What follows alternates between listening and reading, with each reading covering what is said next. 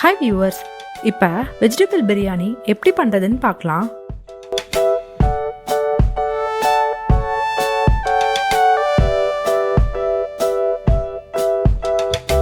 ஒரு குக்கரில் எண்ணெய் ஊற்றிக்கலாம். எந்த எண்ணெய் வேணாலும் எடுத்துக்கலாம். நான் இப்போ சன்ஃப்ளவர் ஆயில் எடுத்திருக்கேன். அப்புறம் பாதி நெய் சேர்த்துக்கலாம். மீதி நெய்யை பிரியாணி தம் போடும் போது சேர்த்துக்கலாம். எண்ணெய் நெய் நல்லா சூடானதுக்கப்புறம் கிராம்பு, பட்டை, ஏலக்காய், அன்னாச்சிப்பூ, ஜாதிபத்திரி, பிரியாணி இலை,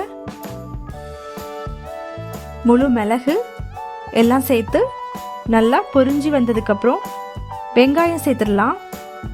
வெங்காயம் சீக்கிரமாக வதங்கிறதுக்கு கொஞ்சம் உப்பு சேர்த்துக்கலாம். சேர்த்துட்டு நல்லா அதை வதக்கிடலாம். வெங்காயம் கண்ணாடியாக வதங்கணும், அது வரைக்கும் நல்லா வதக்கிக்கலாம். வெங்காயம் நல்லா வதங்கினதுக்கப்புறம் ரம்பை இலை, பச்சை மிளகாய், தக்காளி பழம் சேர்த்துட்டு அதை நல்லா வதக்கிக்கலாம். ரம்பை இலை கிடைக்கட்டாலும் பரவாயில்ல, அது போட்டால் பிரியாணிக்கு இன்னும் கொஞ்சம் ஃப்ளேவர் நல்லா கொடுக்கும். தக்காளி பழம் முழுசாக வதங்க வேண்டாம், முக்கால்வாசி வதங்கினா போதும். இப்போ இஞ்சி பூண்டு பேஸ்ட் சேர்த்துடலாம். இஞ்சி பூண்டு பேஸ்டோட பச்சை வாசம் போகிற வரைக்கும் நல்லா வதக்கிக்கலாம். இப்போ வத்தத்தூள், மஞ்சத்தூள், கரம் மசாலா சேர்த்து அதோட கொஞ்சம் மல்லி இலை, புதினா இலை சேர்த்து நல்லா வதக்கிக்கலாம். எல்லாம் நல்லா வதங்கின உடனே தயிர் சேர்த்துக்கலாம். சேர்த்துட்டு அதை நல்லா மிக்ஸ் பண்ணி விட்டுடலாம். தயிர் எல்லா மசாலாவோடையும் நல்லா மிக்ஸ் ஆனதுக்கப்புறம் காய்கறி சேர்த்துடலாம். கேரட், உருளைக்கிழங்கு, பீன்ஸ், பச்சை பட்டாணி, மீல் மேக்கர் போட்டு அதை நல்லா ஒரு தடவை கலந்து விட்டுடலாம். பச்சை பட்டாணி முந்தின நாள் நைட்டே தண்ணியில் ஊற வச்சு எடுத்திருக்கேன். இப்போ நல்லா கலந்து விட்டதுக்கப்புறம் ஸ்டவ்வை மீடியம் ஃப்ளேமில் வச்சு குக்கரை மூடி வச்சிடலாம். 5 நிமிஷம் அப்படியே இருக்கட்டும். காய்கறி எல்லாம் முக்கால்வாசி கொஞ்சம் வெந்து வந்துடும். இப்போ ஒரு தடவை நல்லா கலந்து விட்டுடலாம். கலந்து விட்டுட்டு தண்ணி சேர்க்க போகிறோம். தண்ணி அளந்து தான் சேர்க்கணும். 1 கப் அரிசிக்கு 1.5 கப் தண்ணி தான் அளவு.